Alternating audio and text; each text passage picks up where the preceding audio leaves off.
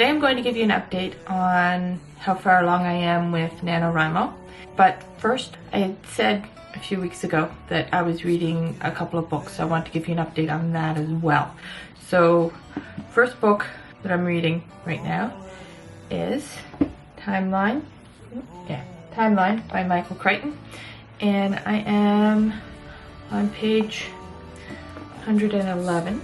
I am enjoying the book, different from the movie, but I think it's just because I'm just now arriving at the part where the movie basically starts. So there's a lot of build-up which is expected in a book, and I did hear that from a couple people when the book was recommended to me. There's a couple things about the writing style that just, it's not wrong, just is what I'm not used to. But one thing is that the chapters don't have any numbers on them. I couldn't tell you what chapter I'm on. I guess I'm in part 2 though. First part is called Corazon. And then the second part is Dordogne. Is that the right way to pronounce it? I seem to remember from the movie it was Dordogne, but I could be wrong. And like my sister had told me when she recommended it, there are some characters from the book that were combined into one for the movie, which is to be expected for an adaptation. It costs a lot more money to make a movie than it does to write a book, and the number of characters plays a part in that, no pun intended, because of the fact that you're paying these actors to play these parts. So if you can combine characters and still tell the same story and have the same tone, that's what a producer wants. My sister said that she still enjoyed the movie after reading the book. There were some characters she was disappointed that they weren't in it because she had loved those characters, but that's a danger when doing an adaptation. But she did enjoy the movie. So in the movie, Chris, one of the main characters, is actually the professor's son, played by Paul Walker, who was one of my favorite actors of all time. But in the book, he's a graduate student. I'm just getting to the part where the storyline for the movie starts. But my thought is that they made the character the professor's son to increase the dramatic effect. The possibility of Chris losing his father has a lot more weight to it than the possibility of a graduate student losing his beloved professor. So my opinion is that's why they changed the character from graduate student to son. But who knows, maybe later on there's a son in the book who they combined the graduate student with to make the movie. We shall see. But anyway, that's one book I'm reading. Another book is Sherlock Holmes. I was listening to the audiobook narrated by Stephen Fry, and I was enjoying the book. So that wasn't why I stopped or paused in my reading of it.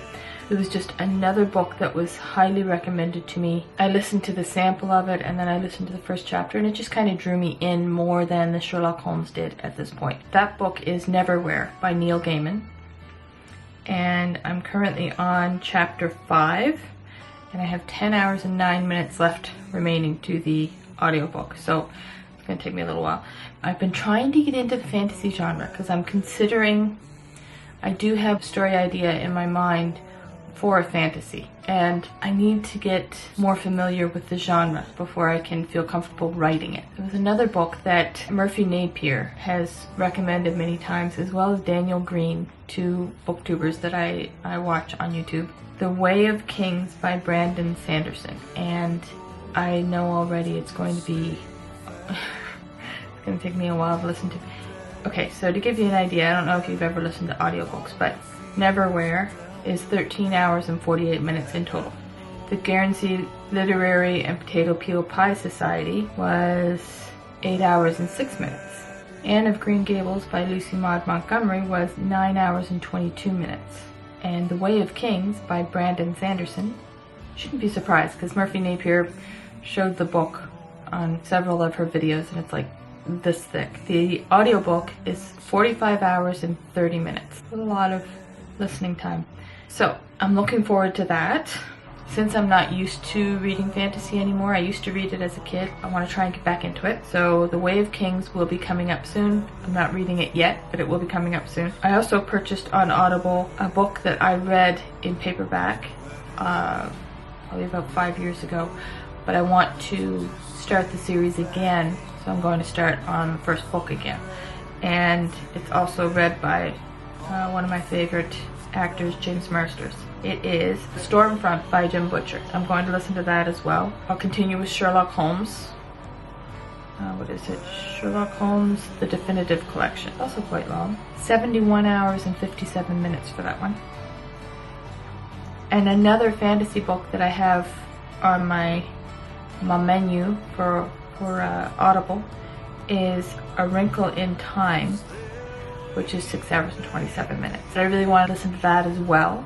Oh, Star Wars, Heir to the Empire. I guess that's fantasy sci-fi, but that was a set of books that I really loved because I love the Star Wars films. I thought that I would only be able to read one book at a time if I was going to truly enjoy each book, but Murphy Napier has kind of inspired me to try to read more than one at a time, so we shall see. I listened to the Guernsey Literary and Potato Peel Pie Society while I was reading Timeline, and I've enjoyed both. And now I'm still reading Timeline and listening to Neverwhere.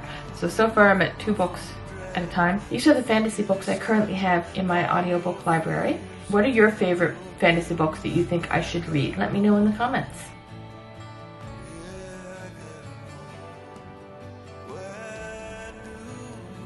It may have been different. I may have been able to listen to more than one book or read more than one book at a time, but I'm also writing my own book for Nanowrimo, book 3 of the Toby Garrison Chronicles, so I have very little time to actually read other things. So I basically will read when I'm taking a break or read before I go to bed at night. So it doesn't leave a whole lot of time for reading. I enjoy it when I do get a chance to read, but for that small window of time, it means that it's going to take me a while to finish each book. So that's the update on my reading. For my writing, the whole not scheduling specific times during the day for myself to write or specific days to write is definitely working for me. So November 1st, I didn't write anything, as you can see here. November 2nd, I wrote 3,850 words. So that was on Monday, and I did really well that day. I was really happy with that count.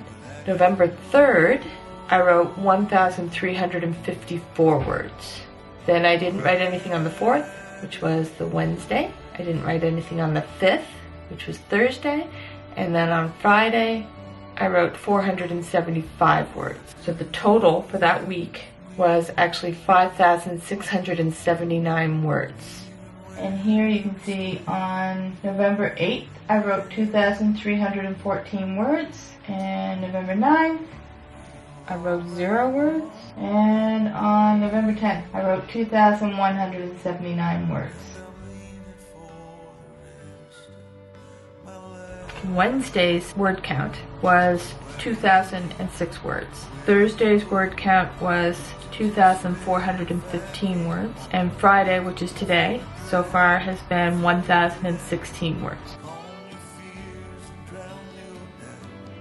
With those totals in mind, so far with the Nano Challenge 50,000 word goal, I have 34,391 words left to go. For my own personal goal of 75,000 words, which would basically mean that I finished my book, give or take 5,000 words, that would leave me with 59,391 words to go. I would like to finish the book by the end of November, but my ultimate goal is to finish it by the end of the year. But I would really like to finish it long before that. Plus the fact that MacGyver is returning. I don't know if you guys know this. MacGyver reboot is returning with new episodes on December 4th. So that will mean I won't be writing Friday nights. Sorry, but it's true. Well, at least not for that hour.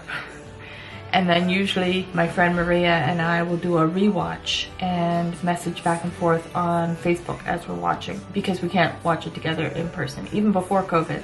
She lives in Pennsylvania, I live in Ontario, Canada, so we just message back and forth on Facebook Messenger as we're doing a rewatch. I don't like doing it on my initial watch because I want to watch and catch everything. If I'm looking down at my phone, messaging, I'm missing stuff, and that's not acceptable.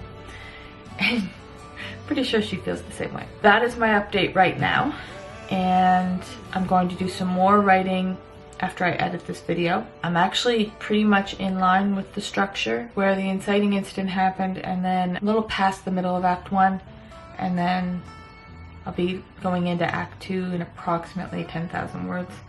it's more approximate with books than it is with movies and television. Those ones are more exact, where on page 10 this has to happen. It's still around the 10% mark for books, but there's more of a window for as you gradually lead up to it. So it's not exact, which is another thing I love about writing books as opposed to movies. So that's my weekly update for NaNoWriMo 2020, the end of week 2. This weekend I'll actually be recording a video with my sister and we'll be uploading that on Wednesday.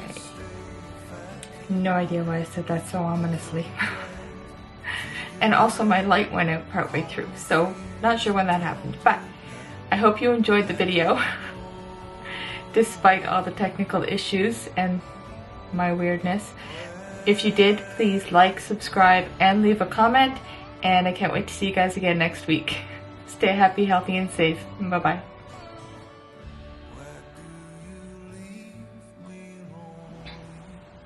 Okay, so I hope you guys enjoyed the video. If you did, please like, comment, and subscribe.